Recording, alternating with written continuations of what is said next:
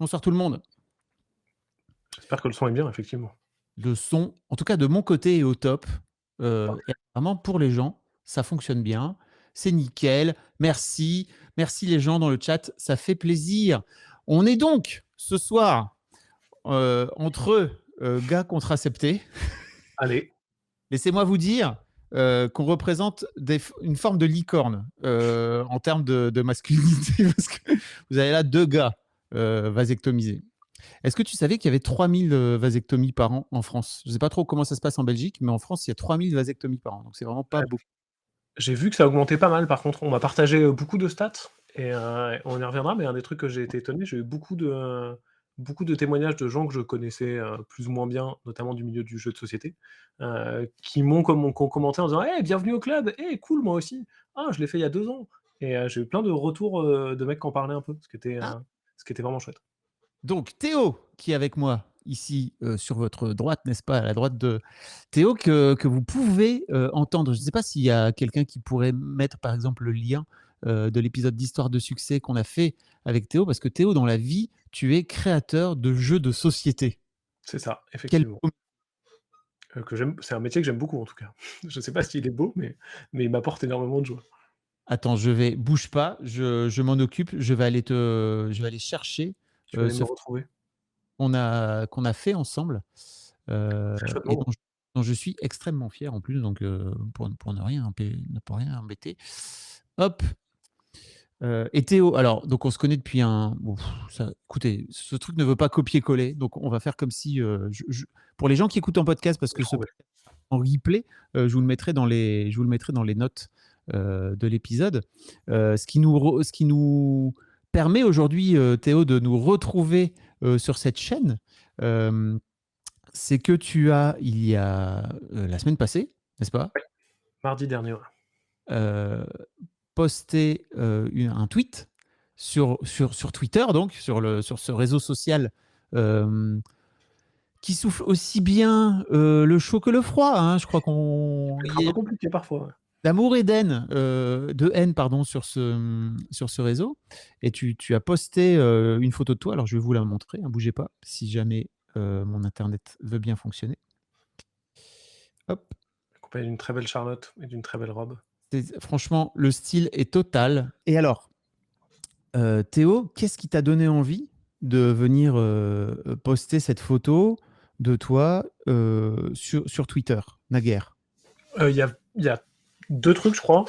Le premier, c'est comme, beaucoup de mecs, j'avais très, très, très peur de l'opération, et vraiment j'ai mis longtemps à me décider parce que je flippais très, très fort, que quelqu'un touche à mon appareil génital, dans un cadre médical. Vraiment, il y avait une angoisse qui était assez importante.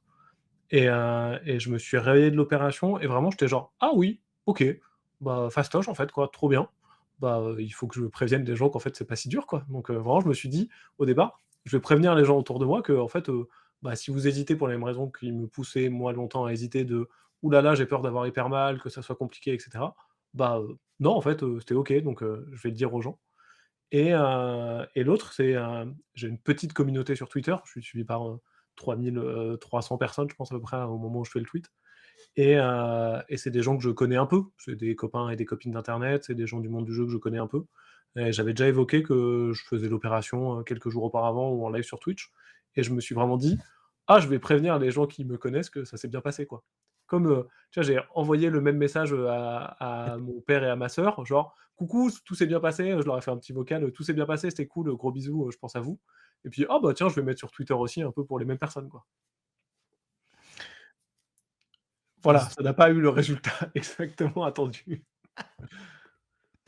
Euh, et en fait, c'est fou parce que déjà, il faut préciser un truc, mais ça, je vous mettrai pareil le lien dans les notes de l'épisode si vous écoutez ce podcast. C'est qu'on a fait un live il y a un an maintenant, je crois, avec deux autres gars vasectomisés et on s'est retrouvés à trois à ne pas avoir du tout la même anesthésie, la même opération. On n'a pas eu du tout le même vécu de l'opération. Moi, par exemple, l'une des raisons pour lesquelles j'ai attendu 4 ans, c'est que j'avais peur, j'appréhendais et en fait le To Be m'avait dit: «Mais c'est en local mon gars, donc on vient te piquer, dans les couilles, on vient te enfin, c'est pas dans les couilles, bien sûr, mais c'est autour. Hem, on vient te il m'avait pris le canal déférent, tu vois? On me dit en live, tu vois? Il m'avait dit: «Tu vois, là, c'est ça qu'on va tirer», tu vois? J'avais fait: «Ah oui!» Ouais, voilà. C'est pas Et très c'est marrant agréable. parce qu'un des moments où je me suis dit: «OK, je vais faire l'opération, il faut que je me renseigne et cetera», j'avais lu ton témoignage, que tu avais écrit sur ton blog, je crois aussi, un témoignage écrit, et en le lisant dans le train, genre à un moment où je prenais le train à 7 du matin, à jeun, en ayant bu juste un café, j'ai un peu tourné de l'œil, vraiment de me dire: «Waouh, pas je suis pas tombé dans les pommes», tu sais, mais j'ai eu ce moment où tu fais: «Ouh, je suis pas bien là, je vais arrêter de lire ce truc, je finirai plus tard», et je me suis dit: «OK, faut que je me renseigne bien parce que là, ça me met quand même un peu mal à l'aise. Faut que je vois bien si je suis capable d'endurer cette opération, quoi». Faudrait d'ailleurs que je le mette à jour, parce qu'effectivement, je savais pas moi à l'époque parce que c'était la seule, hem, comment dire? La seule expérience que j'avais. Je suis allé voir un urologue, tu vois? Et lui m'a même pas laissé le choix, tu vois? C'est-à-dire que Ouais, si j'ai bien compris, le tien, il t'a dit: «Bon, bah, il y a ça, il y a ça, il y a ça», tout à fait, ouais. et à vrai dire, à titre personnel, j'aurais préféré, dormir. Voilà, Ouais, clairement, plutôt que de sentir en direct, tu vois, le gars qui te dit, «Ah, ça vous tire, là, normalement, ça devrait vous tirer dans le bas-ventre», et je lui dis: «Non, ça, c'est les couilles, docteur, ça, c'est pas du tout le bas-ventre», et effectivement, je le sens très bien, quoi. Hem, effectivement, moi, il m'a laissé le choix, j'ai fait un premier rendez-vous avec l'urologue qui m'a dit: «Bah, ça peut être, sous anesthésie générale ou, locale». Il l'avait fait lui-même, donc il pouvait en plus me témoigner de lui, il l'avait fait sous local, et j'ai discuté avec lui, je lui ai dit: «Bah, l un des trucs, c'est ça me stresse quand même pas mal, donc je crois qu'en général, ça m'inquiéterait un peu moins». Il m'a dit: «Bah, on peut partir sur ça», et j'ai eu un peu plus tard rendez-vous avec une anesthésiste, et je lui ai dit: «Bah, voilà, je me sens un peu nul parce que j'ai envie de le faire en général parce que je suis stressé, mais je me dis qu'en local, c'est peut-être mieux en termes de ce que mon corps va endurer». Elle m'a dit: «Bah non, vous êtes, jeune, en bonne santé, plutôt sportif. Faites une anesthésie générale, ça sera presque moins contraignant pour votre corps qu'une locale où il faut faire une locale quand même un peu vénère et vous allez mettre un peu de temps à vous remettre, quoi». Et donc vraiment, c'est eux qui m'ont convaincu tous les 2 en me disant: «OK, bah, j'aurai un peu moins peur et en plus, a priori, c'est pas infiniment plus néfaste, voire un petit peu mieux pour mon corps, quoi». ouais, et en plus, globalement, effectivement pour le corps, mais aussi pour le cerveau, parce que moi, vraiment, c'est un moment que j'aurais préféré ne pas, Je bah, tu vois, comprends, le ouais. cannot be, unseen, quoi, tu vois? Ouais, Bon, et donc tu postes ce truc, ouais. heu heu, j'imagine avec, plein de bonnes intentions pour, répandre la bonne parole, et en fait, je trouve ça trop cool en plus, parce que c'est un truc, qui est encore relativement rare, de venir dire, «Bon, bah, voilà», j'imagine que tu l'as pas fait pour le poster sur Twitter? J'imagine? Plutôt pas, ouais, effectivement. Et je me suis même tâté, hein, vraiment, il y a un truc de j'ai fait relire mon tweet par Elodie, ma copine, en lui disant: «Ouah, tu penses que c'est OK, je peux mettre ça? Qu'est-ce que tu en penses?» Elle m'a dit: «Ouais, non, c'est cool, t'inquiète, vas-y, envoie, ça va ouais, c'est un petit texte OK, vas-y, tu peux envoyer, quoi». Et donc vraiment, j'avais un peu de j'avais pas des grosses réticences, mais je me suis dit: «Tiens, est-ce que c'est à moi de faire ça? Ah oui, bah, on n'en parle pas beaucoup, vas-y, je fais un petit post», mais je pensais vraiment toucher, les 2 000 personnes autour de moi, et ça s'arrêtait là, quoi. En gros, tu me disais 4 millions, c'est ça, 4 millions de personnes qui ont vu ton tweet? Ouais, là, en termes de portée, sur Twitter, il y a un chiffre, où tu peux voir le nombre de feeds sur lequel ça s'est affiché, je pense, et c'est, 4,5 millions à peu près, ouais. Qui est un peu plus que mes tweets habituels où je dis: «Hey, regardez, j'ai sorti un nouveau jeu de société, gros bisous, jouez-y, c'est bien». Où clairement je touche vraiment beaucoup, beaucoup, beaucoup moins de gens, quoi. Tiens, il y a une question que je t'ai pas posée et que j'aurais bien aimé savoir, c'est, bah, tu as commis alors que tu as pas d'enfant, qui pour moi, c'est pas le cas, tu vois? J'avais Ouais, déjà deux enfants et je savais pertinemment que, OK, cette case-là était cochée, et globalement, si c'est possible de plus jamais y remettre les pieds, c'est très bien. Qu'est-ce qui t'a incité, toi, à passer à ce truc? Parce que l'un des trucs dont on me parle souvent quand je parle de ma vasectomie, c'est: «OK, c'est vraiment un truc définitif». J'ai vu beaucoup de femmes notamment, tweeter, mettre sur Instagram, notamment au moment de l'IVG, tu vois? Bah, OK, en fait, si vous voulez, globalement être contre l'IVG, bah, venez, faites une vasectomie. Mais les gars, c'est pas réversible en fait la vasectomie, donc il faut vraiment, il y a un vrai, bah, on va sans doute en parler, mais il y a un manque de connaissances. Moi, en tout cas, le Toubib, ce qu'il m'avait dit, c'est, bah, faut vraiment partir du principe que, une fois que tu l'as fait, normalement, tu as une chance sur 2 que ça ne marche pas, et même si tu as l'opération réussie, tu perds énormément en fertilité, quoi, donc ouais, et moi il a été, pareil, il a été, Parce qu'il y a cette espèce de mythe du fait que ça soit réversible et moi l'urologue a été vachement pédagogue. Il m'a dit, heu: «C'est à peu près autour de 75 les 2 premières années, mais dans tous les cas, il faut se refaire opérer, donc c'est quand même un truc un peu lourdingue quoi, à faire, dans l'absolu et puis je suis assez content de m'être fait opérer, je suis assez content de pas le refaire dans l'absolu». Heu et après il y a une autre solution qui existe, c'est une vasectomie, heu, enlève le lien entre les spermatozoïdes et le sperme, mais enlève pas la production de spermatozoïdes. Donc c'est possible avec une grosse aiguille qui fait peur. Il m'a pas dit ça comme ça, mais l'urologue, il m'a vraiment dit un peu genre: «Mais voilà, faut mettre une aiguille, c'est pas le meilleur moment quoi et d'aller chercher des spermatozoïdes là où ils sont stockés et de faire une fécondation, in vitro». Donc il y a toujours la possibilité de faire une FIV, qui est aussi un processus long, compliqué et plein de contraintes, donc qui recommande pas dans l'absolu. Mmh. Heu, mais il y a toujours ce truc de et quand j'ai tweeté, il y a plein de gens qui ont eu ce retour de dire: «Ah non, mais vous inquiétez pas, c'est réversible, c'est cool». Alors non, non, il faut vraiment pas partir de ce postulat et effectivement, moi, l'urologue a été, vraiment très, très, très au clair sur ça c'est une opération qu'il faut considérer comme définitive. Il y a des voies de réversibilité si vraiment il y a un gros truc et que d'un coup la décision elle est vraiment, dramatique et tragique pour quelqu'un, il y a un chemin long et compliqué à parcourir, il y a d'autres possibilités, mais il faut partir du fait que ça soit impossible de revenir en arrière, quoi. Ce que j'avais bien en tête au moment où je l'ai fait, heureusement d'ailleurs. Et le fait d'être, nullipare, t'a conscientisé le truc et de te dire: «OK, c'est vraiment un truc, moi, je veux pas passer par, la case, devenir papa un jour»? Ouais, clairement, c'est une grande discussion de couple qu'on a eu beaucoup à 2 avec ma conjointe, C'est mieux. avec qui je suis ouais, c'est mieux, ouais, avec qui je suis depuis en plus, vraiment longtemps donc c'est une discussion qu'on a amorcée plusieurs fois, qu'on a déjà discuté, assez vite à se dire: «Oh tiens, là, c'est marrant, il y a des enfants un peu autour de nous, est-ce que nous on a envie? Ouais, non, bof, OK, on verra plus tard». Puis on est revenu plus tard, on a rediscuté un peu sur le long terme et à un moment, on a eu cette décision de se dire: «Bah ouais, non, vraiment, on veut pas d'enfants, on n'en fera pas». Et en se disant: «Bah, ouais, je suis sûr, ouais, moi aussi, OK, bah, la décision est actée. Heu, avançons sur ce que ça signifie et comment est-ce qu'on va, construire notre vie, derrière tout ça». Mais clairement, ça a été un truc, vraiment réfléchi et dans la durée, pour le coup. Et l'envie pour toi de passer à la vasectomie, il y avait aussi un truc de libérer, j'imagine, ta compagne de toute idée de contraception, c'est ça? Ouais, 100 et c'est ça le trigger principal, c'est, Élodie, elle a eu plusieurs, contraceptions différentes, sans que je m'en questionne pendant des années, quoi. Et à un moment, vraiment, sa pilule se passait pas très bien, elle est passée par une autre pilule, puis par un autre moyen de contraception et là, elle a rechangé par une nouvelle pilule il y a quelques mois. Heu et ça l'a ouais, au niveau santé, ça lui a fait du mal, quoi et ça continue d'être, un peu désagréable, assez douloureux, un peu problématique sur plein d'aspects et donc avant, c'était: «Bah, tiens, qu'est-ce qu'on peut faire pour arranger ta situation? Lançons un chantier de qu'est-ce qui peut se passer, pour que toi tu ailles mieux? OK, bah, faudrait changer ce moyen de contraception qui te convient pas non plus, mais on en a déjà essayé 4. Merde, faudrait trouver un autre truc. Bah, sur quoi est-ce qu'on peut partir? Ah bah, il y a ça, ça, ça, ça, ça. Ah bah, il y a la vasectomie. OK, bah, on se renseigne.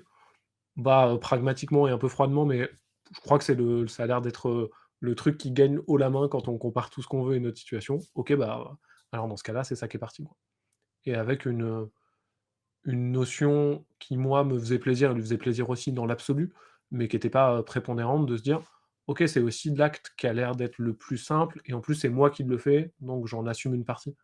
Mais il y avait une notion de si demain on avait fait ce même un peu constat de regarder et qu'il y avait un super truc contraceptif pour les femmes, hyper pratique, qui était pas, contraignant, qui demandait pas d'y penser tous les jours, qui marchait mieux pour Élodie et qui était, moins contraignant que la vasectomie, on serait peut-être parti sur ce chemin-là, quoi. Mais il y a vraiment on pèse le pour et le contre de tous les moyens de contraception, bah, c'est ça qui gagne haut la main. OK, bah, c'est parti, encore mieux comme ça c'est moi qui assume, après que toi tu aies assumé ta pilule pendant des années, quoi. Et alors, l'autre truc qu'il faut dire, c'est que, la ligature des trompes, par exemple, qui est l'équivalent de la vasectomie pour les femmes, est beaucoup plus, contraignant et invasif, c'est une opération beaucoup plus lourde, quoi. Clairement, il y a des témoignages que j'ai eus sur Twitter, après mon tweet où il y a beaucoup de femmes qui sont venues en parler aussi, ce qui était vraiment très très intéressant et très enrichissant. A priori, c'est l'enfer pour trouver quelqu'un qui accepte de le faire, surtout pour, quelqu'un qui a pas d'enfant et dans ma situation où j'ai 31 ans, Élodie en a 32, donc on est encore, relativement jeunes. Donc il y avait aussi un truc de c'était certain que ça allait être un parcours du combattant au moment où Élodie serait lancée dans cette opération-là. Là où pour moi c'était on y reviendra peut-être, mais, vraiment pas très compliqué du tout, quoi. C'est fou parce que, bah, en fait, moi, j'ai une amie, par exemple, qui s'est fait, ligaturer les trompes, qui a pas d'enfant, et qui me disait, bah, en gros, il y a une liste de chirurgiens, alors notamment sur Paris, qui sont connus et qui ont fait tourner en fait, au sein de la communauté des gens et entre amis quoi, tu vois? Parce Ouais, que il y en a pas, il y en a c'est vraiment très, très compliqué, quoi. Ceci dit, quand j'avais parlé moi de ma vasectomie, j'avais reçu pas mal de messages aussi de mecs qui disaient qu'en fait, bah, eux étaient nullipares et qui cherchaient à se faire vasectomiser et qui se retrouvaient avec des chirurgiens, des urologues qui, alors certes, ne les envoyaient pas bouler, mais jouaient la montre quoi, très ouais. clairement. Et Et en toi, France, il y a un délai, non, c'est tu ouais. fais ton premier rendez-vous et c'est 4 mois plus tard, c'est ça? C'est 4 mois d'obligation, enfin de réflexion obligatoire, ce qui est un peu, tu peux le voir comme infantilisant si tu veux d'un certain côté, mais je trouve ça aussi intéressant de se dire: «Bon, bah, OK, c'est un c'est un truc que la loi en fait t'oblige à réfléchir un minimum, même si a priori, en fait, tu le fais quoi», tu vois? Parce que tu es Oui, pas tu non. le fais un peu avant, mais 4 mois, c'est pas horrible. Je pense pas qu'il y ait ça en Belgique. En tout cas, moi, j'ai pas eu de délai, j'ai même été assez surpris parce que j'avais ça en tête et quand je suis allé voir mon urologue, c'était cet été et donc j'y vais, je fais le rendez-vous, on discute, assez longuement quand même bah, des raisons, tout ça, il me pose quand même quelques questions. Puis très vite, il me dit un peu: «Bah, après c'est votre choix, je suis pas là pour juger, si c'est votre choix, c'est parti, aucun problème. Ah par contre, je suis un peu occupé là, donc je pense que je peux pas planifier l'opération avant début septembre». Et j'ai un peu fait: Vous voulez dire dans 4 semaines là? Parce que, pas de moi je m'étais planifié sur c'était pas tout de suite quoi. Et donc, en partie parce que j'avais des déplacements pour le boulot, parce que ça se calait pas bien et je voulais le faire à un moment où j'étais un tout petit peu au calme, même si j'ai pas trop réussi à faire ça. Tu avais Heu, peur un peu? j'avais un ouais, je voulais avoir un peu ce temps de réflexion et je voulais être, tu vois, je voulais pas être entre 2 gros trucs de taf. Parce que aussi j'avais pas bien conscience d'à quel point ça allait être incapacitant après. Et donc, tu vois, là, j'avais, potentiellement un week-end, un week-end jeu où tu te mets avec des gens et tu joues pendant tout un week-end, avec des potes le week-end juste après l'opération. Et je me suis dit: «Ouais, non, je me fais opérer le mardi, je crois que je me sens pas de faire, 5 heures de train et d'aller me poser et de faire des choses». Donc j'ai quand même un peu pris une semaine un peu de stas comme ça pour me dire, «Je me laisse le temps de respirer, je sais pas comment je vais être» et au final, je suis plutôt en pleine forme, mais je me laisse un peu de quoi de respirer. Et donc ça m'a permis de décaler de septembre à novembre, du coup. Et donc j'ai eu un peu ce délai de réflexion qui est arrivé naturellement de me dire: «OK, bah, je l'ai je l'ai pas légalement, mais je vais un peu me le créer, en fait et comme ça, je vais avoir ce petit moment pour réfléchir et puis pour m'assurer que ça soit la bonne décision dans ma tête aussi, quoi». OK. Il y a Foncé qui te demande, est-ce que tu en as parlé à ta famille, à ton entourage et comment ça a été pris? Ouais, alors j'ai une toute petite famille, donc j'en ai parlé à ma sœur et mon père, qui sont mes 2 seuls membres de la famille. Ma sœur l'a très bien pris, on s'entend extraordinairement bien, c'est vraiment quelqu'un de très important dans ma vie. Et elle savait déjà que je voulais pas d'enfant, que c'était définitif et que voilà, elle comptait pas là-dessus. Elle, elle a 3 enfants en plus, donc elle voit complètement comment ça se passe et il y a un côté on a beaucoup échangé sur la notion de famille et cetera. Donc vraiment ma sœur c'était parfait. Mon père, ça a été un peu plus compliqué, alors que je l'imaginais pas, parce que je lui en ai vraiment parlé, genre à l'arrache, sur un parking, alors qu'il venait me chercher à la gare ou un truc dans le genre en disant: «Ah ouais, je vais sûrement me faire opérer là parce que j'ai un peu envie de me faire opérer des yeux et de me faire une vasectomie et donc bah, je vais sûrement faire la vasectomie d'abord parce que je me dis que c'est plus facile à faire, quoi». Et vraiment j'ai discuté de ça, comme ça, relax avec mon père comme si c'était un truc. Il m'a un peu dit: «Ouais, fais les yeux mon grand, hein. Fais les yeux d'abord là, fais les yeux, on verra plus tard pour la vasectomie, fais les yeux parce que quand même il faut que tu réfléchisses plus, quoi». Mais Et donc c'était aussi une façon pour toi de peut-être esquiver le sujet, de lui dire, «Tiens, en fait, il y a ça aussi, tu vois, en passant?» je sais pas, il y avait vraiment un truc un peu naïf, hein, de ma part, mais pour moi, il y avait presque pas de sujet, quoi, c'était tellement acté, c'était tellement clair, j'ai déjà évoqué plein de fois le fait que je voulais pas faire d'enfant et donc c'était clair pour toute la famille, quoi, et un peu pour tout le monde autour de moi, avec qui j'ai eu l'occasion d'en parler. Donc il y avait un truc de: «Ah oui, bah, c'est juste, une étape dans ce processus-là, quoi». Et donc je pense que ça a un peu plus heurté mon père que ce que j'aurais imaginé, mais j'en ai un peu reparlé, j'en ai pas fondamentalement reparlé avec lui, mais on il savait que l'opération était planifiée, c'était assez OK et quand, j'ai envoyé mon premier message avant le tweet sur notre conversation familiale, il était genre: «Ouais cool, bravo, bisous, pas de problème quoi». Il y avait pas un vrai stress familial quoi, Ouais. mais là où pour moi il y avait presque de formalité dans mon processus de vie, de se dire: «OK, bah, c'est l'étape d'après. La première étape, ça a été de prendre cette décision, la deuxième c'est de le faire». C'était un peu plus bouleversant pour lui que ce que j'aurais imaginé, effectivement.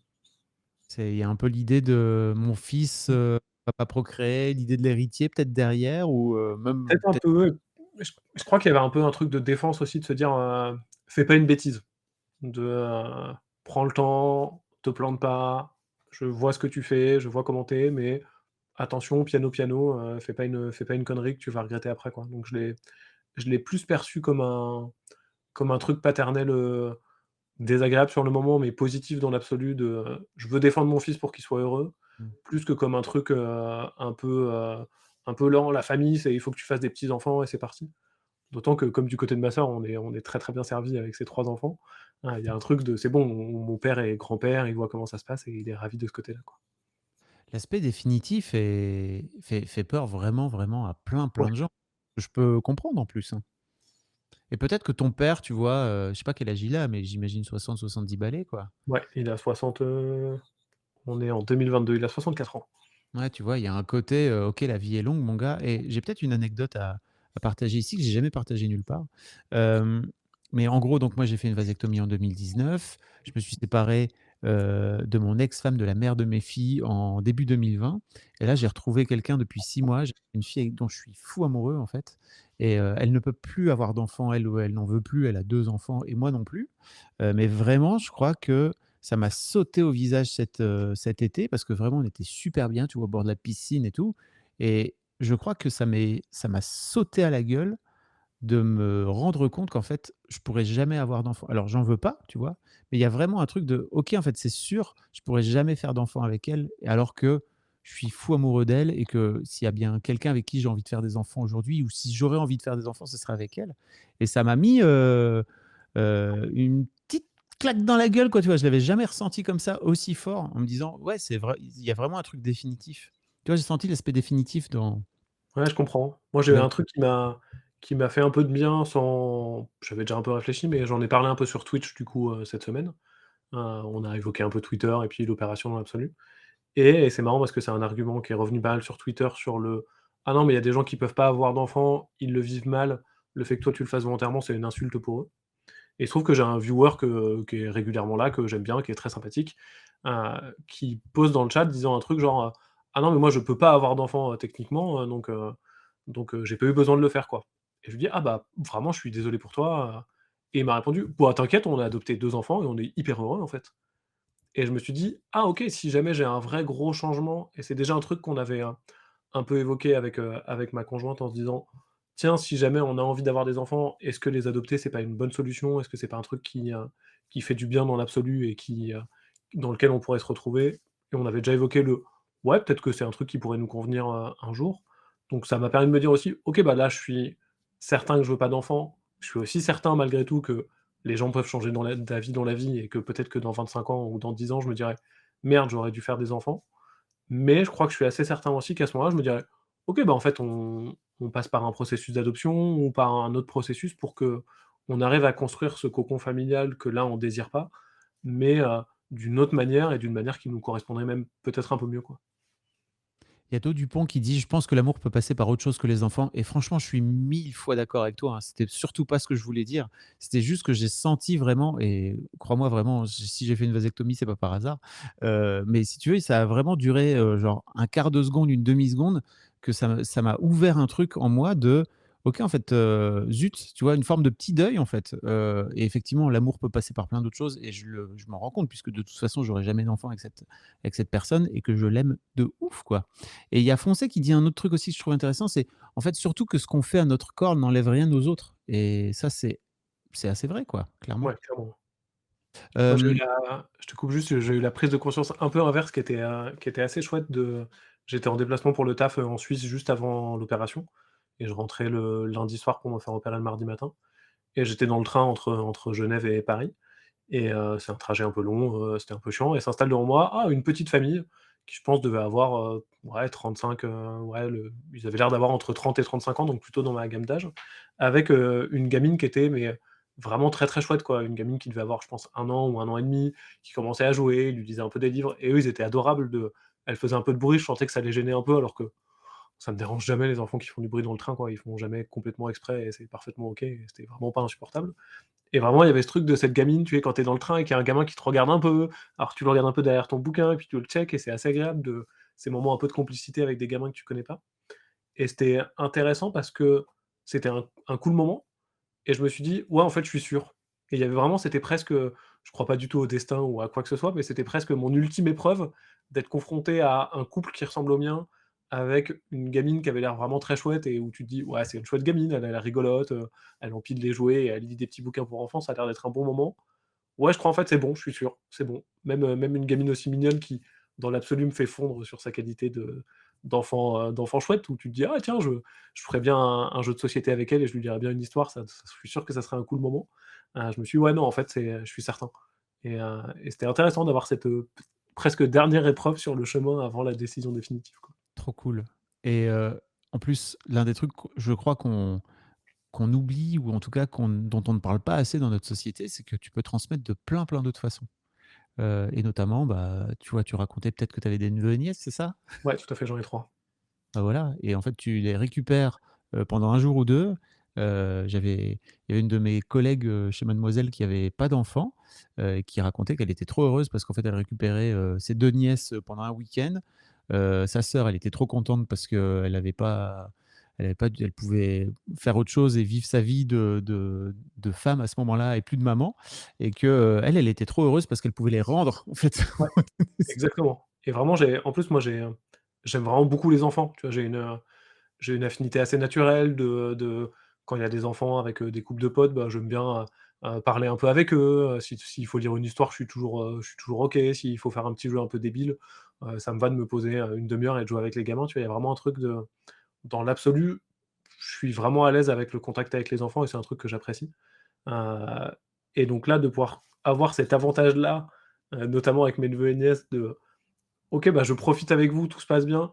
Puis à un moment, ils sont un peu chiants, où il se passe un truc, où ils tombent, ils se font mal, ou ils commencent à s'engueuler parce que moi, il y en a 3, donc 3 enfants, ça crée clairement, régulièrement de la dispute. Il y a un côté de: «C'est bon, not my job». Alors évidemment, j'ai de l'empathie et s'ils se font mal, je les aide à aller mieux, hein, mais si à un moment ça dépasse un espèce de truc de c'est compliqué et c'est désagréable, je peux me dire: «OK, bah, je m'arrête là et les contraintes, elles sont pas là».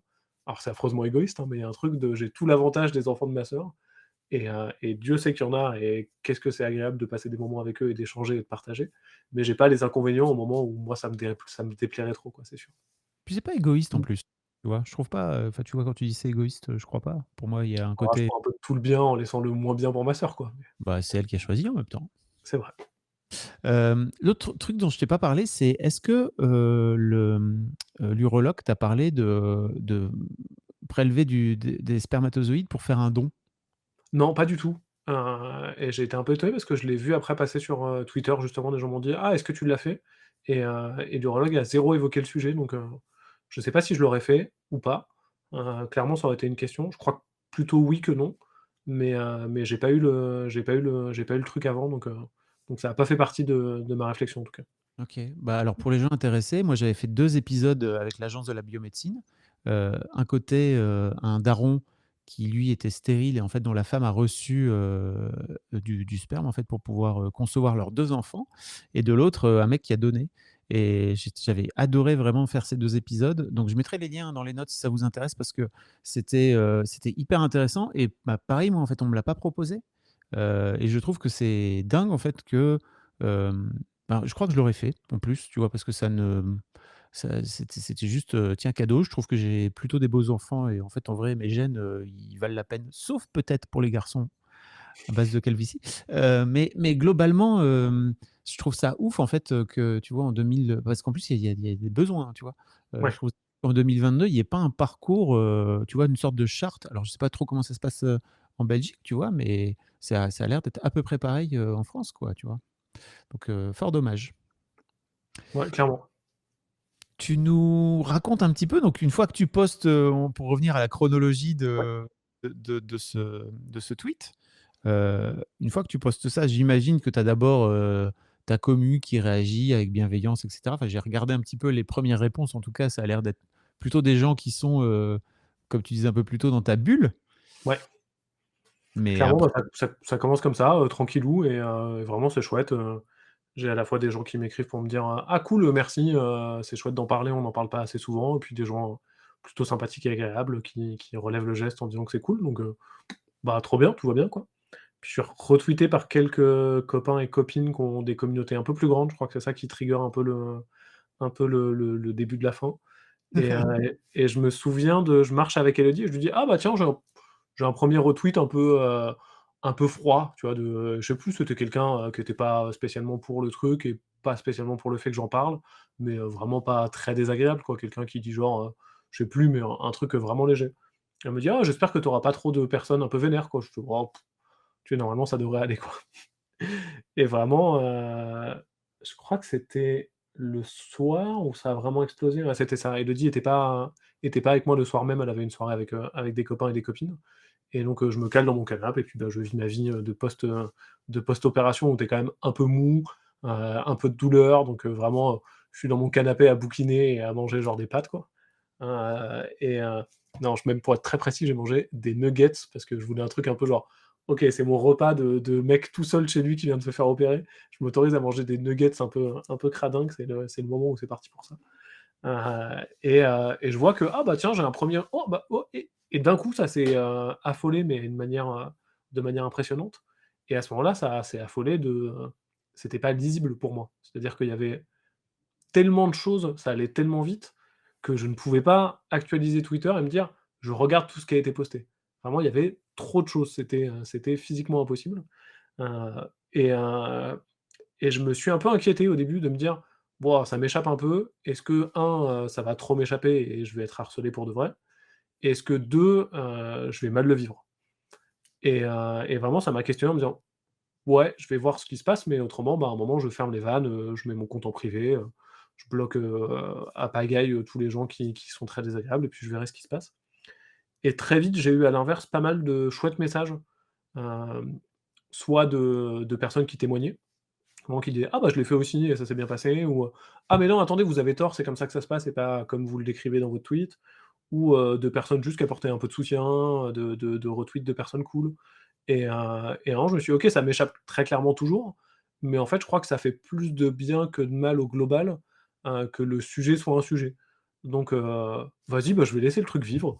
Heu, Très vite, il y a aussi un truc qui a été assez constant et assez important, mais c'est que les commentaires négatifs étaient OK négatifs, et en fait, ça me va très bien, de prendre quelques commentaires négatifs, et les commentaires vraiment agressifs et violents venaient de gens qui étaient tellement en décalage par rapport à mon univers et à mon monde que en fait, bah, c'était OK.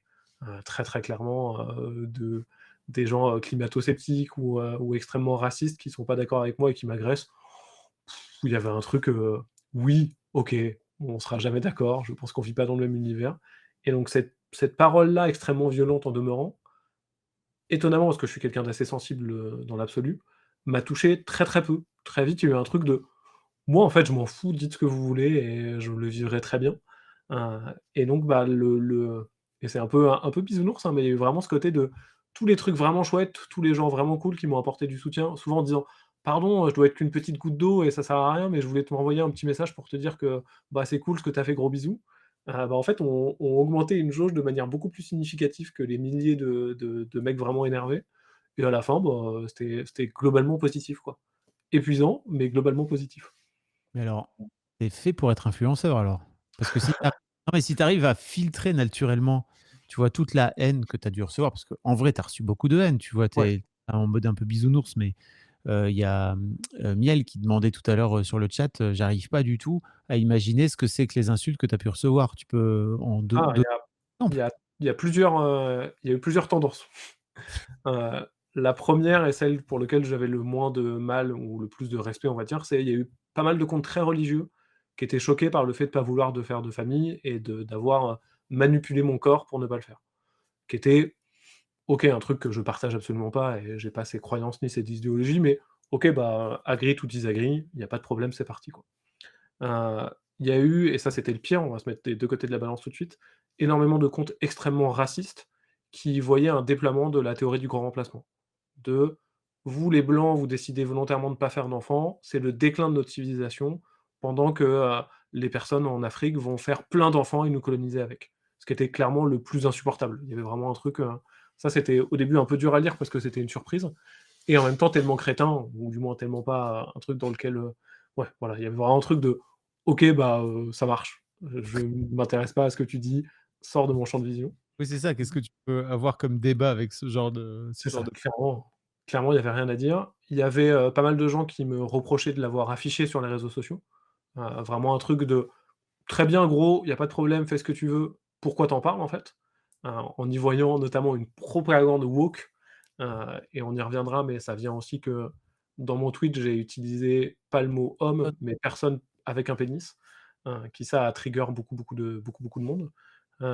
Et enfin le là où j'ai eu le plus, c'est vraiment de la virilité et de la masculinité toxique, pure, «Bah, de toute façon, c'était bien que tu arrêtes ta lignée, espèce d'homme soja, non mais ils ont tous le même physique, non mais va un peu à la salle et après on en reparlera». Vraiment des fois des trucs, il y a je pense un de mes préférés, c'est il y a quelqu'un qui m'a dit: «Vas-y t'inquiète, de toute façon ça le chauve», parce que, bah, j'ai une Charlotte sur la photo, donc on a l'impression que j'ai pas de cheveux parce que j'ai une Charlotte qui casse mes cheveux. Ou quelqu'un qui m'a dit: «Non mais quand on voit que tu portes un masque, on se rend compte que tu es un débile». Avec un truc de: «Bah, je suis dans un hôpital en fait, c'est obligatoire et c'est tant mieux». Et donc, bah, tout ça, c'est passé assez vite de: «OK, bah, oui, en fait, on vit pas dans le même monde, on s'intéresse pas aux mêmes choses, on a vraiment pas le même prisme, on sera jamais d'accord sur quoi que ce soit. Je vais pas venir débattre avec ces gens-là parce que ça avait vraiment pas d'intérêt, quoi». On en parlait un peu, avant de prendre l'antenne, n'est-ce pas? Mais c'est vrai que globalement, les réseaux sociaux, tu disais tout à l'heure que c'est sorti un petit peu de ta bulle et de ton monde, des gens que tu connais, des gens qui sont un peu enfin qui sont clairement d'accord avec toi d'une manière générale. Moi, il y a un truc qui me perturbe un peu dans les réseaux sociaux, c'est que de plus en plus, les algorithmes sont tellement bien faits qu'on a du mal justement à sortir de notre bulle, Ouais, sauf si sciemment, toi, de ton côté, tu te dis: «OK, je vais aller suivre des comptes de gens avec qui je suis pas du tout d'accord, quoi». ouais. Et là, d'un coup d'un seul, tu as été, enfin, tu es sorti clairement de ta bulle, quoi. Ouais, clairement, j'ai été bombardé dans la bulle des autres même, et ce qui fait que sur tous les gens vraiment très, sur les réactions très étonnées, sur les gens qui comprenaient pas le geste ou qui comprenaient pas le truc dans l'absolu, bah, j'avais presque pas de jugement à avoir sur les personnes qui étaient surprises ou qui comprenaient pas le truc. Il y avait un truc de: «OK, j'ai été bombardé dans votre bulle parce que j'ai été trop retweeté, vous comprenez pas le truc, il y a pas de problème quoi, je suis certain qu'il y a des choses qui pourraient être retweetées et qui arriveraient dans ma bulle, que je pourrais trouver un peu violentes parce que je comprends pas ce qui se passe. Et c'est pas pour ça que le geste dans l'absolu serait violent, donc sur ces gens-là, c'était OK d'être un peu intrusif, enfin que les gens trouvent un peu intrusif ma présence dans leur bulle à eux. Sur la bulle des autres, clairement j'ai pas tout fouillé, notamment parce que Twitter, filtre quand même un peu et donc là où tu vois passer les retweets, tu vois pas les commentaires dans les retweets et je suis allé voir un petit peu, mais pas tant que ça. J'en ai lu un peu, mais au final, je me suis quand même un peu préservé. Et j'ai vu après que ça avait explosé dans d'autres réseaux sociaux, notamment on m'a pointé quelques groupes Facebook où j'étais, le sujet du jour, notamment des groupes, survivalistes ou, des groupes, vraiment de droite quoi. Et là je suis pas allé lire. Pour le coup, il y avait vraiment un truc de j'ai regardé un peu, j'ai fait: «Ah oui, OK, c'est les mêmes arguments et les mêmes trucs. Ah vas-y, next, je vais pas non plus, trop m'infliger ça parce qu'au bout d'un moment ça sera très désagréable». Mais tu es Bouddha, mec. Non, mais c'est vrai que en gros, je crois qu'il y a un truc un peu toxique souvent quand, des et c'est des témoignages qu'on a déjà entendus, en fait. Quand tu te retrouves face à un bad buzz comme ça, ou un buzz, peu importe, ce qui te fait vraiment, te retrouver face à des puis moi j'ai été le premier, hein, tu vois? Quand je me retrouvais dans des bad buzz, par exemple, j'adorais aller lire jeuxvideo.com, qui détestait Mademoiselle et qui détestait le boss de Mademoiselle. Mais il y avait un côté un peu maso, quoi, tu vois? Quand même de venir, te dire: «OK, qu'est-ce qu'ils ont à raconter? Qu'est-ce qu'ils ont à venir, dire sur moi?» et cetera. Et je trouve que tu as un recul, complètement fou quand même. Bravo! Je sais pas, il y a vraiment ce truc de ça allait pas m'apporter du bien, donc bon, je me suis dit: «Je vais pas le faire». C'était vraiment toujours les mêmes arguments qui étaient une absence d'arguments, tu vois? J'ai été insulté d'homme soja, que j'ai découvert par le biais de ce moment-là d'ailleurs, un nombre de fois incalculable et à un moment, oui, j'ai les cheveux là juste décolorés, mais régulièrement roses. Je ne transpire pas une masculinité, extrêmement viriliste. Je suis végétarien, je suis en couple, je suis OK avec l'idée de l'homosexualité. Évidemment que pour ces gens-là, je suis le parangon de tout ce qu'ils détestent. Ouais, Donc bien il y a un sûr. moment, d'aller les voir et essayer de les convaincre ou même de lire leur avis, il y avait un truc de: «On sera jamais d'accord quoi, donc bon autant pas le faire» et et un peu, j'ai pas le time, quoi. Il y a un moment, j'avais trop de trucs à faire, c'était pas intéressant, et c'était même, au bout d'un moment, assez agréable de se dire: «Je vais pas répondre à tous ces mecs-là qui racontent n'importe quoi ou qui sont très agressifs, mais je vais prendre un malin plaisir à chaque fois que je vois un commentaire un peu intéressant ou un peu questionnant, même mal formulé, de quelqu'un qui dit: "Ah pardon, mais en fait, tu l'as fait sous anesthésie générale ou locale?"» Question que j'ai répondu 33 fois, je pense.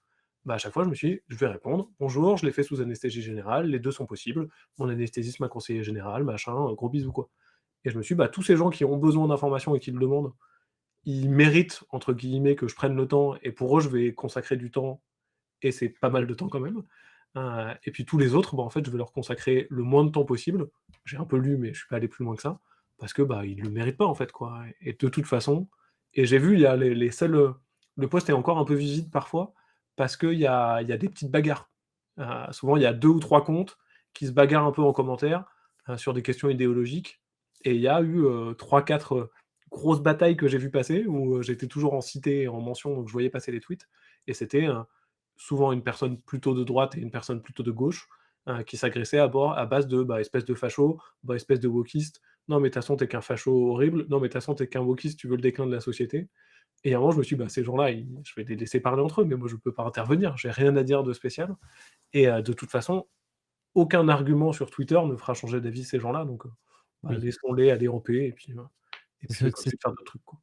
c'est ce fameux dessin d'un mec qui est devant son ordinateur: «Chérie, tu viens te coucher?» «Non, quelqu'un a tort sur internet, je n'ai pas C'est le un peu temps». ça et avec un truc de j'ai conscience en plus que sur certaines questions, j'ai mon point de vue et je pense sincèrement avoir raison, mais je comprends aussi qu'il y ait des gens qui aient pas le même point de vue et ils ont pas fondamentalement tort dans l'absolu, quoi. C'est Ouais. leur prisme et leur manière de voir le truc qui est pas la même. On sera jamais copains, on n'ira jamais, en vacances ensemble. Bah, continuons de pas être d'accord et c'est pas si grave, quoi. Ouais, je comprends. Tu vois, il y a des gens qui demandent: «C'est quoi un homme soja?» Bah, c'est l'inverse d'un homme qui mange de la viande, dans un barbecue, entre gros poteaux, quoi, voilà. C'est ça. Le dimanche, enfin, c'est pour caricaturer, sans Ouais, il y a vouloir. vraiment ça, il y a ce côté, soja égale, végétarisme et donc personne efféminé et il y a toute une théorie qui a été réfutée, d'ailleurs depuis, mais sur le fait que la consommation de soja augmentait le taux d'oestrogène et donc pouvait féminiser les hommes à grande échelle. Qui a été une théorie qui a été vachement, questionnée par les nutritionnistes pendant des années et qui a été, je lisais encore un article sur ça et j'en parlais avec ma nutritionniste qui me disait que, bah, non, non, c'est vraiment pas un truc qui existe et c'est pas vrai, quoi. Mais ça a été un truc, pendant longtemps, on se disait: «Si les mecs, ils mangent trop de soja, voilà, ils vont se féminiser pour de vrai, quoi». Alors, je sais très bien que c'est pas ton objectif de faire, comment dire? De l'information pour tous ces mecs, tu vois?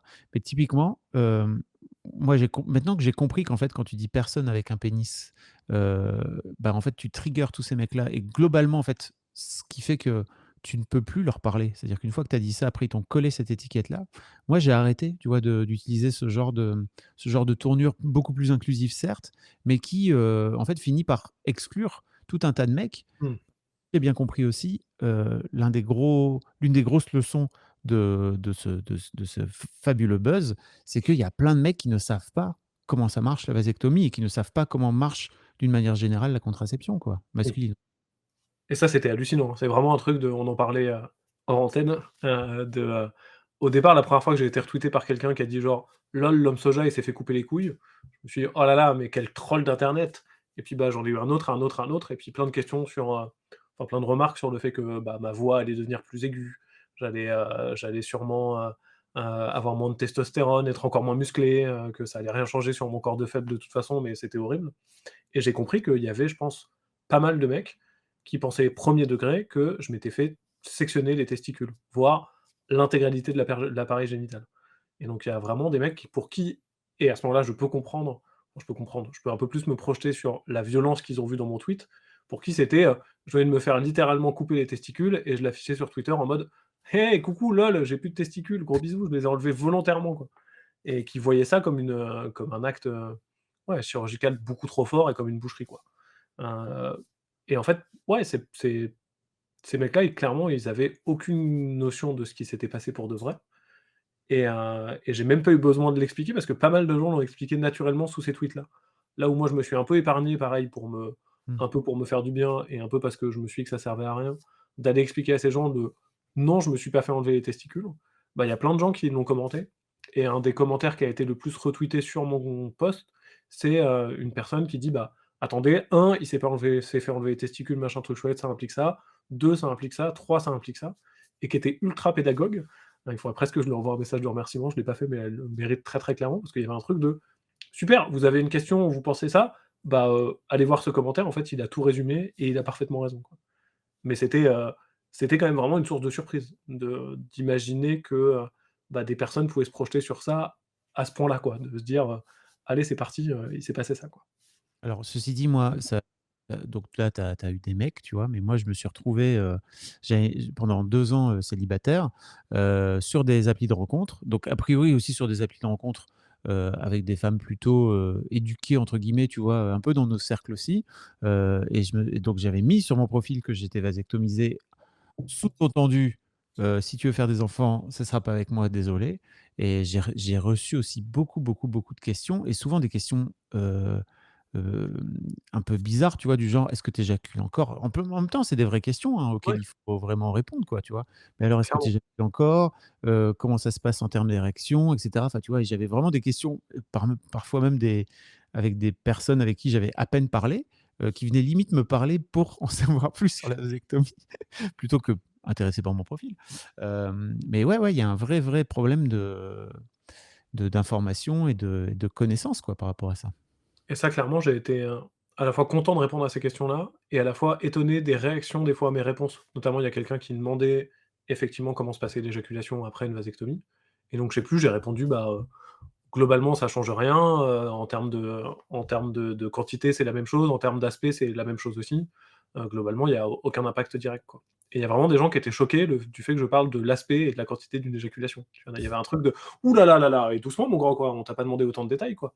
Et il y avait un truc de: «Bah, en fait, je crois c'est bon, en fait, on peut parler de ce genre de questions, surtout en des termes, appropriés et en prenant le temps de faire le truc, effectivement, je peux raconter ce qui se passe exactement, il y a pas de problème, quoi, je peux le faire et il y a pas de souci, quoi». Mais j'étais étonné de, la pudeur de certains et Mmh. effectivement de plein de gens pensaient que, bah, derrière tu pouvais plus avoir d'érection ou tu n'éjaculais plus rien du tout, quoi. Et alors pour info, c'est 5 du liquide spermatique, les spermatozoïdes, donc vraiment, c'est invisible, hein, Ouais. clairement à l'œil nu. Voilà, comme ça on sait. Est-ce que tu as été remboursé? Je sais pas encore, j'ai pas encore eu la facture, mais j'ai écrit alors c'est, clairement là, c'était moi qui étais un peu je me suis dit à un moment: «Putain, je suis un peu débile quand même». J'ai envoyé un mail à mon chirurgien, je pense 3, 4 jours avant, disant: «Bonjour, pardon, en fait, je me rends compte que j'ai oublié de vous poser une question qui est fondamentale.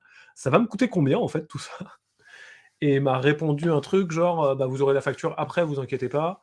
Normalement, vous êtes remboursé par la mutuelle et ça devrait vous coûter pas plus cher qu'une consultation». Donc a priori, normalement, ça devrait me coûter vraiment pas grand-chose en Belgique, sachant que le système de mutuelle est quand même assez différent de la France où il y a une complémentaire de mutualité qui est obligatoire, que je paye dans tous les cas et qui va prendre en partie, en charge mon opération. Mais à l'heure OK. actuelle, je peux pas dire exactement combien ça m'a coûté, précisément. Pour l'instant, ça m'a coûté, 8,70 € de prise de sang et je sais plus, genre, 30 balles de consultation avec mon urologue, préliminaire, quoi. OK. Tiens, j'en profite pour, placer un petit, big up à, je crois, Miel tout à l'heure? Non, pardon.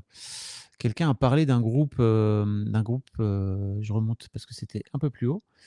Si ça n'a pas, ouh déjà été dit, c'est l'EPACA Draconis. Merci beaucoup. Il y a un groupe Facebook qui permet entre autres d'avoir et d'échanger, des témoignages, mais aussi d'avoir accès à un fichier qui regroupe les coordonnées des chirurgiens et chirurgiennes qui acceptent l'opération facilement ou plus ou moins facilement. Et ce groupe s'appelle Stérilisation volontaire, entre parenthèses, ligature et survasectomie. Donc voilà, ça c'est, je trouve hyper important d'avoir accès à ce genre d'infos. Ça fait plaisir. Merci beaucoup les PACA. Comme ça, je mettrai également le lien dans les notes pour les gens qui écoutent le podcast. C'est très cool. Est-ce qu'il y avait autre chose sur lequel déjà, comment ça va toi en termes de... Ça va. Il y a vraiment un truc en termes de sensations physiques, c'était un peu étonnant les premiers jours. Vraiment, je me suis réveillé de l'anesthésie, bah, tu es groggy d'une anesthésie, mais au global, ça allait à peu près. J'ai pu, aller faire une petite balade dans Bruxelles, l'après-midi même, en marchant un peu comme un cow-boy, mais autrement ça allait à peu près. Et je suis même allé, j'ai une prof de sport et je suis allé la voir, 2 jours plus tard et on a fait une séance, sans m'allonger sur le ventre et en bossant un peu moins les jambes, Ouais. mais une séance, assez classique sans qu'il y ait, fondamentalement de problème. Le moment le plus dur, je sais pas comment toi tu l'as vécu, tiens, je suis curieux, mais c'est le moment où j'ai enlevé le pansement, parce que clairement, ça fait un peu mal, parce que c'est collé, même si tu le fais sous la douche et de voir les cicatrices, même si elles sont assez légères, wouah! Il y avait un truc de je suis sorti de ma douche, je me suis un peu assis sur mon tapis de douche pendant 5 minutes avant de me relever, quoi. Clairement, il y avait un truc de: «Ouh, je suis pas bien là quand même». On est Heu, vraiment on est vraiment des petites natures les mecs, hein. Putain, quand ouais tu penses à et après, globalement, j'ai un peu mal, mais c'est vraiment, très, très léger, ça baisse de jour en jour. Heu, Pareil, je suis aussi curieux de ton retour, mais moi, j'ai eu les testicules assez bleutés pendant, quelques jours. Je sais que ça arrive pas à tous les hommes, mais il y avait ce truc un peu bizarre où on se dit: «Waouh, qu'est-ce qui m'arrive?» Vraiment, c'est bizarre et aujourd'hui, c'est presque, il y a un truc un peu ludique de voir cette espèce de zone d'hématome qui réduit au fur et à mesure et qui change de couleur, c'est presque un peu joli. Quelqu'un évoquait la dick pic sur Twitter en blaguant, mais je crois que dans un monde où j'aurais eu un peu moins de haine, j'aurais été assez OK pour poster une photo, post-anesthésie de mes testicules sur internet juste pour dire: «Regardez, ça ressemble à ça, vous voyez, c'est à peu près OK, quoi». En me disant: «Bah, en fait, j'aurais bien aimé» j'ai pas cherché, hein, mais j'aurais bien aimé, voir à quoi ça ressemble si jamais j'avais été curieux à un moment ou à un autre. Mais au global, non, physiquement, j'ai repris une vie, tout à fait normale, j'ai fait du vélo cet après-midi et il y a ce côté de je sais que là, je vais être assis pendant 2 heures en parlant avec toi. Quand je vais me lever, je vais faire un peu genre: «Mmh, OK» et si le truc le plus désagréable, c'est il faut régulièrement que je replace, tout ça dans mon boxer pour que ça ne soit pas douloureux. Voilà, quand tu te dis: «Je vais pas remettre mes couilles en place en public», c'est quand même un truc qui est assez peu élégant. Bah, là, tu as pas forcément le choix, donc il y a un Mmh. côté de tu uses un peu de subterfuge de main dans les poches pour, essayer de faire ça de manière, à peu près discrète, tout en l'étant pas terrible, mais je me dis: «OK, c'est la période de ma vie où j'ai le droit de faire ça sans trop m'en vouloir, quoi». Alors écoute, moi, de mon côté, je n'ai pas eu de pansement, Oh, heu, parce que, bah, je crois que c'était par exemple, notamment le truc local, quoi, tu vois? Donc j'avais des fils, et les fils, ma chérie à l'époque m'avait dit: «Écoute, l'important c'est que tes fils soient pas mouillés quand tu sors de la douche, donc il faut que tu te sèches les couilles, au sèche-cheveux» et là, j'ai découvert oh mon Dieu! genre vraiment un tout nouveau monde, mon gars, parce que jamais de ma vie, je m'étais passé les couilles au sèche-cheveux avant ce moment et je me suis dit: Évidemment. «C'est fabuleux de se passer les couilles au sèche-cheveux. Pourquoi n'ai-je pas fait ça avant?» Donc 2019, j'avais 42 ans et je me suis dit: «Mais le nombre d'années que j'ai perdu à ne pas me passer tous les matins, joyeusement, les couilles au sèche-cheveux pendant 2 minutes, ça fait plaisir, ça fait tellement plaisir». Donc voilà, je vois qu'il y a des gens qui suivaient Mademoiselle, à l'époque parce que j'en avais parlé dans Laisse-moi kiffer, dans le podcast qu'on faisait. Mais oui, le sèche-cheveux était un pur, c'était vraiment fabuleux et globalement, moi, c'était marrant parce que j'avais la sensation que j'arrivais pas à me tenir droit Mmh, pendant je plusieurs comprends. jours, où j'avais un peu la sensation qu'il fallait que Ouais, si je me mettais vraiment droit, alors je crois que enfin, à mon avis, c'est psychologique, hein, tu vois? Parce que vraiment ce truc de je sentais que mes couilles, elles étaient là. Ah! Et que si je me tenais de façon un peu moins droite, c'était là: «Ah, ça va mieux». ouais. Bref, pendant des années, pendant plusieurs jours et en fait, là où je pense que c'est vraiment, pour le coup psychologique, c'est que donc je me suis fait opérer un lundi et le lundi d'après, bah, mon associé et mon pote est mort, brutalement et en fait, le matin, j'avais encore enfin, tu vois, je sentais encore, enfin, tu vois, comme là, ça fait à peu près une semaine pour toi, tu sens qu'il y a une gêne et tout, bah, j'avais à peu près la même, quoi. Le gars est mort, bah, d'un coup d'un seul, mes couilles, c'était plus un problème, quoi, tu vois? J'avais Ouais, arrêté de focaliser comment dire? Mon attention dessus ouais, et sur ça. ça voilà et ça m'a j'avais d'autres chats à fouetter pour le coup et mais ouais, le coup de pencher un peu, c'était bien coolio, quoi, ça je me souviens à peu près de ça. Mais sinon, ouais, globalement, pas trop mal, hein, en vrai. C'était plutôt cool. Je crois que je te dis, j'ai attendu 4 ans. J'avais vraiment peur, alors qu'en fait, non, c'était très chouette et très simple. Oui, c'est globalement OK. Il y a ce côté, désagréable d'avoir une cicatrice, enfin, du moins d'avoir une cicatrice, pas tant que ça, mais d'avoir des points pour l'instant, Mmh. où, bah, c'est quand même un peu désagréable, c'est pas très joli et bon, il y a un truc un peu bizarre dans l'aspect esthétique pour l'instant. Mais bah, c'est comme après n'importe quelle opération, les trucs vont tomber et puis ça ira mieux juste après, quoi. Donc heu, Le donc non, sèche? je crois Le je sèche? note le sèche-cheveux, ouais, très clairement, je pense que je vais essayer demain. Mais non, je pense que le moment le plus désagréable, mais aussi parce que je suis un peu trop perfectionniste et donc je me suis un peu inquiété de ça, c'est presque ce qui était le plus inquiétant pour moi. Mais je suis arrivé à l'hosto, une infirmière est arrivée, elle a pris ma tension, elle a pris mon truc. Elle m'a dit: «Vous êtes rasé?» J'ai fait: «Ah non, on m'a pas prévenu». Elle m'a fait: «Ah bah, faut vous raser». J'ai fait: «OK, quelle zone?» Elle m'a dit: «Le plus possible».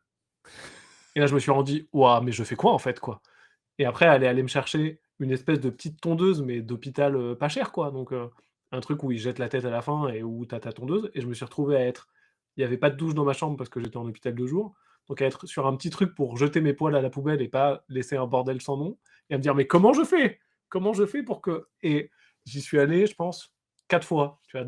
Je l'ai fait une première fois, je me suis dit: «OK, c'est bon», je me suis installé, je me suis dit: «Ouais, non, je peux faire mieux que ça, je crois». On sait jamais quand même, c'est important. Imagine, ils m'appellent et ils me disent: «Bah, monsieur Rivière, voilà, on va pas pouvoir le faire en fait parce que vous étiez» «OK, j'y retourne» et donc j'y suis retourné, j'ai continué mon affaire et là je me suis dit: «Peut-être qu'il faut que je descende plus bas», donc je suis descendu un peu plus bas sur mes cuisses au cas où, tu vois? En faisant la plus grande zone possible et c'est presque ce qui m'a le plus stressé et je me souviens qu'en m'endormant au moment de l'anesthésie, je me suis dit: «Ah, j'espère que ça va le faire, quoi». Et vraiment, il y avait cette petite inquiétude là, quoi. Ça, Alors, c'était le plus dur, donc ça va. si tu avais su, organiser un petit jeu avec ta chérie, tu vois, à base de tondeuse et de allons-y. Clairement, il y aurait un moyen de faire ça beaucoup, beaucoup mieux, je pense, quoi. Mais c'était le truc le plus stressant, donc ça va. Et Écoute, j'ai eu des supers anesthésistes par contre, c'était vraiment très plaisant de le mec est arrivé, l'assistant d'anesthésiste, il était jeune avec les cheveux un peu longs, des piercings, il m'a branché genre: «Ah, ils sont pas mal vos tatouages et tout». On a un peu discuté de ça. Bon, à la fin, il m'a dit: «Bon, je vous confesse, je vous ai un peu parlé aussi pour vous déconcentrer, c'est bon, tout est prêt». ouais. Il y avait vraiment un truc de: «Bah, dis donc, j'ai tellement passé un bon moment là, vous étiez tellement gentils tous là que c'était pas mal pour ça aussi, quoi». Écoute, moi, je me suis retrouvé à me faire, poser de la bétadine, sur les couilles, par une infirmière qui était en train de me dire: «Et alors, bah, il pleut, hein, aujourd'hui et alors, vous êtes venus comment? Vous êtes venus à pied ou vous êtes venus en voiture?» Qu'est-ce qui est en train de se passer, quoi? Il y a quand même ce truc de c'est tellement le quotidien pour le personnel soignant de traiter des gens, alors que toi, c'est tellement un truc que tu as pas l'habitude, qu'effectivement, il y a un aspect de: «OK, bah, oui, effectivement, vous avez ouais, c'est une journée presque normale pour vous, alors que pour moi, Voilà. elle est bouleversante. OK, bah, continuons de discuter normalement». Et moi, ça m'a amené vraiment une assez belle sérénité, tu vois? Que tout le monde soit un peu relax, un peu gentil, sympathique comme ça. Il y avait vraiment un truc de: «OK, cool, je suis entre de bonnes mains, ça va bien se passer, super». Ah, c'est cool et pour être, tout à fait honnête intellectuellement, Tonio que j'avais reçu dans mon Anthony donc, que j'avais reçu dans le live qu'on avait fait ensemble, lui, il racontait qu'en fait, il était pas sûr encore que sa vasectomie ait marché et en fait, effectivement, elle n'a pas marché puisque son spermogramme est revenu parce que dans quelques mois, tu vas avoir cette joie Mmh. d'aller te faire une petite branlette, dans un labo, mon petit pote. Au petit soin, ça va être trop bien vraiment, Ouais, et en fait, lui son spermogramme n'a pas marché et apparemment le chirurgien ne sait pas ce qu'il a coupé. Donc comme quoi ça peut être chelou aussi et il a fini par devoir repasser sur le billet, pour que ça finisse par fonctionner quoi, mais c'est pas automatique quoi.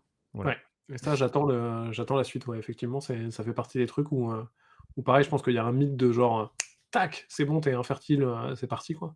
Alors qu'effectivement, tu as quand même, des spermatozoïdes contenus dans ton sperme pendant un certain temps, et qu'il Alors faut un déjà, ouais, peu évacuer tout ça.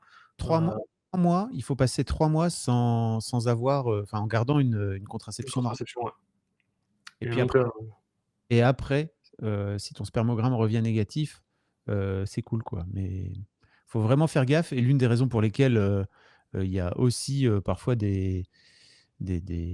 comment dire? Des grossesses, après vasectomie, c'est que, bah, il faut faire gaffe, quoi. Il faut vraiment faire ouais très gaffe. J'ai mis plus d'1 an avant de faire mon spermogramme. Ah bon? Et pourquoi? et bah, Dupont, là. Et puis alors que c'est vraiment, c'est pas le moment le plus désagréable, hein. Et puis moi, je l'attends vraiment, il y a un truc je l'attends avec impatience, non pas pour me branler à l'hôpital, mais pour se dire: «OK, à partir du moment où c'est bon, ça veut dire que c'est bon, quoi». Et Ouais. donc là, il y a presque une petite frustration de se dire, «J'aimerais qu'Élodie arrête sa contraception, demain parce que c'est bon, je l'ai fait, quoi, et que j'en chie assez pour qu'elle mérite d'arrêter sa contraception». Ouais.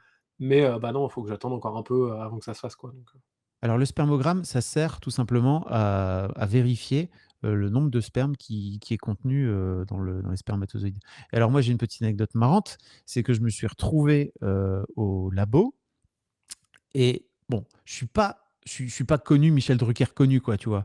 Mais je suis un peu connu sur une tranche très particulière, tu vois, de meufs qui ont entre, on va dire 20 et 35 ans, et la zouze qui vient me chercher, je le vois dans son regard, tu vois? Parce que ça fait maintenant 15 ans. Je le vois dans son regard qu'elle m'a reconnu, mais elle est hyper pro, vraiment. Elle me voit, je vois son sourire, je vois qu'elle voit et elle est restée hyper chill et juste je sentais vraiment qu'elle avait ce truc de: «Oh putain, j'ai la meilleure anecdote pour la soirée du bar ce soir». Et je me suis retrouvé à juste dire: «OK, bah» et donc elle m'a montré: «Alors là, vous avez également un film, hein». Voilà, c'est vraiment c'est particulier.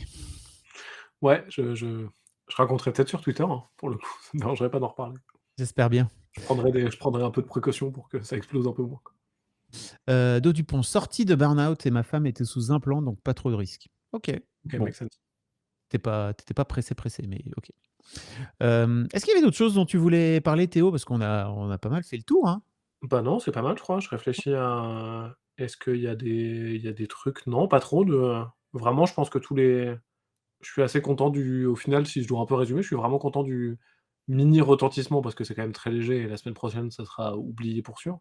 Mais bah, j'ai fait quelques petites interviews, dont celui-là avec, des gens pour parler un peu de contraception masculine. Ah si, dans les trucs vraiment très cool, j'ai une députée européenne, à Bruxelles qui m'a contacté parce qu'elle passait, elle était en audience le lendemain de l'explosion de mon tweet pour parler de l'égalité homme-femme sur la contraception.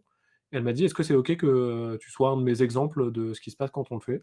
J'ai fait: «Bah, évidemment que oui, bien sûr», et la loi a été votée à l'unanimité, quelques peu de temps après. Donc il y avait un truc de: «OK, j'ai servi, 0,01 dans tout ça, mais bah, cool, ça valait vraiment le coup de faire ce tweet et de manger quelques petits torrents de haine parce que, bah, ça valait le coup pour ça aussi». Donc non, c'était vraiment chouette. Au final, je suis content de ce que ça a fait au final.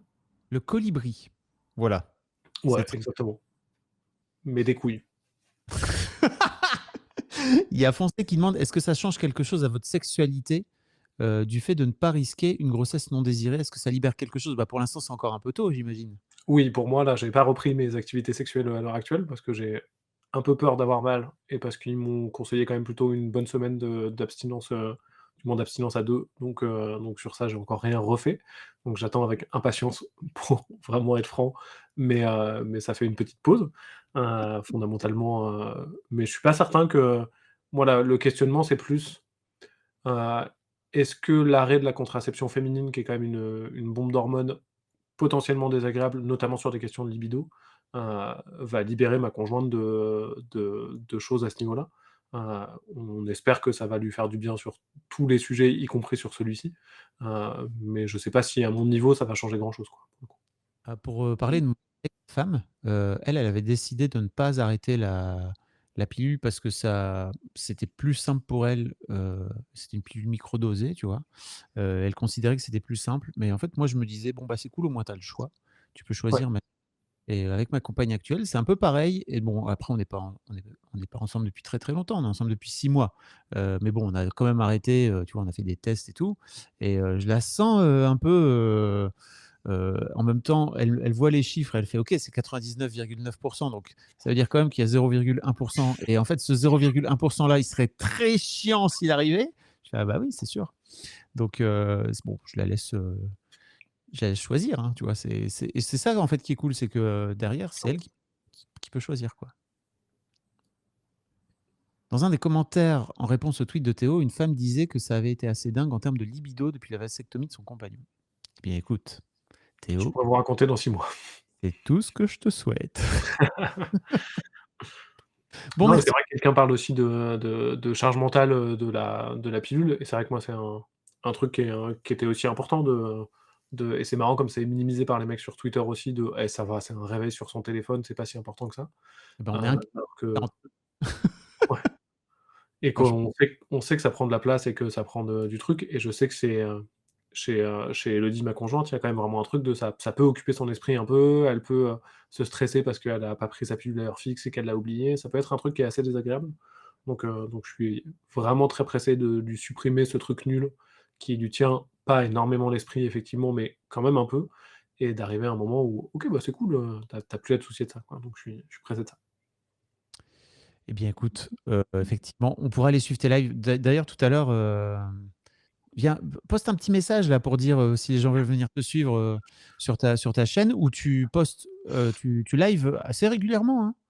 Ouais, normalement je fais des matinales les mardis et les jeudis, pour parler principalement de création de jeux de société, sur comment ça se passe, un peu l'actu du monde du jeu de société, et puis montrer un peu comment est-ce qu'on crée des jeux, un peu mon actu à moi, ce qui se passe, vraiment un peu tout ça et il y aura demain effectivement, Patrice, donc demain matin à 9h, n'hésitez pas à venir, on va papoter de tout ça et tiens, j'en profite comme vous êtes un peu, à cette semaine d'ailleurs, je fais un live spécial, vendredi où je serai en live toute la journée sur ma chaîne, donc Théo_Sacha, et qui est un live, caritatif. On va faire une espèce de marathon de dons, pour une association dont je suis le parrain, qui s'appelle Accessi-Jeux, qui est une ludothèque, à Bercy, à Paris, qui s'occupe de transformer un peu les jeux de société pour qu'ils soient accessibles aux déficients et déficientes visuelles et donc on va essayer de leur récupérer plein de pognon, pour qu'ils puissent faire encore plein de belles choses donc Trop si vous cool. voulez venir, ce vendredi, c'est le meilleur moment pour voir plein de trucs sur ma chaîne. Merci beaucoup Théo et bah, je vais mettre le replay en fait, tu vois, de ce live en audio sur, le podcast Histoire de mec. Ça fait toujours plaisir de parler de contraception masculine dans Histoire de mec, c'est cool et puis, bah, c'était vraiment très chouette. Merci beaucoup d'avoir accepté mon invitation. C'est Bah, avec cool.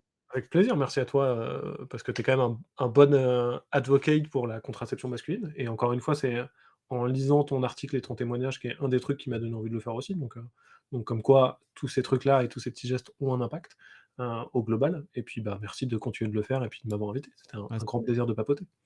effectivement, ce sera qu'en audio, et dommage pour le pull de Théo, bah, les gens qui seront dans le podcast, ça leur apprendra. Il faudra qu'ils viennent sur Twitch, pour voir ce fabuleux pull de Noël, carboté car car que Théo arbore. Oh là là, c'est la fin de journée. Important. Merci beaucoup Théo, c'était très cool.